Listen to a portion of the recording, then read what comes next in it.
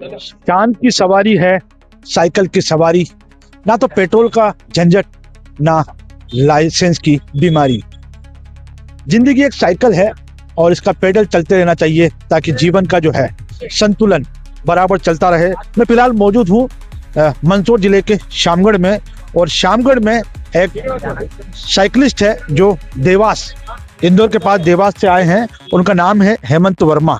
आपको बता दूं कि हेमंत वर्मा जो है भारत विकास परिषद के पदाधिकारी हैं, और बकायदा वे साइकिल से 5 दिन पहले निकले थे देवास से, और आज गरुड़ के बाद वे शामगढ़ पहुंचे हैं। और भारत विकास परिषद स्थानीय शाखा के जो पदाधिकारी हैं उनके द्वारा उनका स्वागत अभिनंदन किया गया है। सबसे पहले उनसे बात करते हैं हेमंत जी से। सर, आपका हार्दिक स्वागत है शामगढ़ की मां महिषासुरमर्दिनी की जो पावन धरा है उस पर। सबसे पहले मैं पूछना चाहूंगा कि भारत भूमि की धरा पर ये जो आपका प्रयास है, कब, कैसे, क्या और क्यों? ये प्रयास तो पर्यावरण को लेकर के कई वर्षों पुराना है।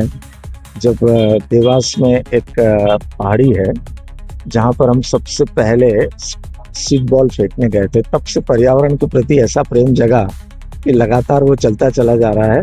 और हर जगह पर्यावरण संरक्षण के लिए और जल संवर्धन के लिए ऐसे प्रयास हमारे चलते रहते हैं। साइकिल कब से पकड़ी आपने? आपको उम्र ज्यादा लग रही है। कोविड के बाद, वैसे तो मैं कॉलेज समय से इंटरेस्ट रख रहा था, लेकिन कोविड के बाद जब कई लोगों ने रनिंग करना स्टार्ट किया, कुछ ने वॉकिंग किया, किसी ने योगा किया, मैंने साइकिल पकड़ ली और 5 साल में 65,000 किलोमीटर करीब साइकिल चला चुका हूँ। सबसे लंबी यात्रा कैसी रही आपकी? मेरी लंबी यात्राओं में देवास से अयोध्या, देवास से श्रीनाथ जी नाथद्वारा, देवास से सोमनाथ, ये यात्राएं तीनों करीब करीब सेम ही रही हैं।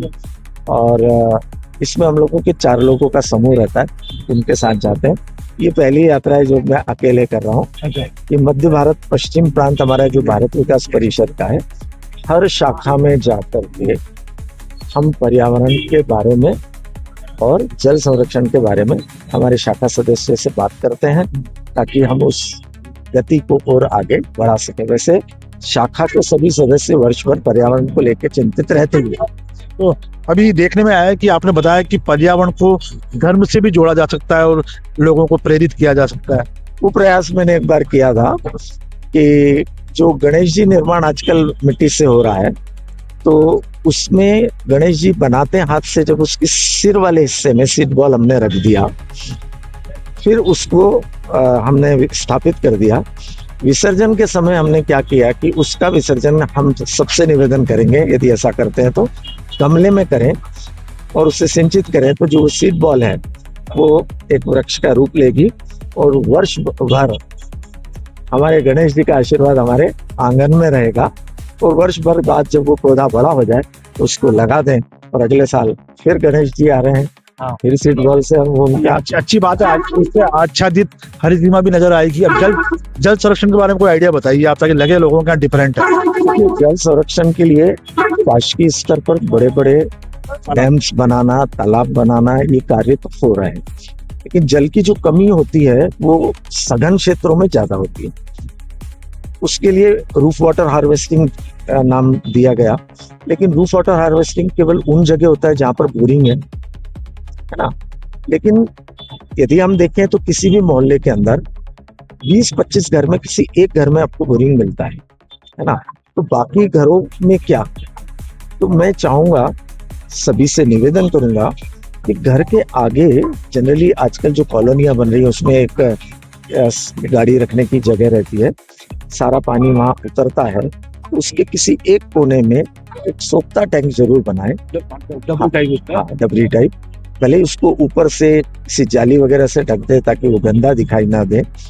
तो जितना भी हो सकेगा कुछ तो जल हमारी पृथ्वी के अंदर उतरेगा, और जल के जो हमारा ग्राउंड लेवल है, जो नीचे लगातार जाता जा रहा है, वो कहीं ना कहीं कुछ ग्रोथ होगा। यदि सब लोग ऐसा करने लग गए तो मैं कहूँगा निश्चित वो दिन आएगा जबकि जल स्तर को हम बढ़ाने में प्रयास में सक्सेस हो पाएंगे। बड़े स्तर पर तो बहुत प्रयास हो रहे हैं। उम्र कितनी है आपकी? मेरी उम्र है 62। और मैं थोड़ा निजी जीवन के बारे में जानना चाहूंगा कि आपको स्वास्थ्य का बहुत ध्यान रखता है। आप तो निकल जाते हैं, फिर मान लो घर पहुंचते हैं, बीमार पड़ जाए, या खाना पीना आपके जो डाइट है वो?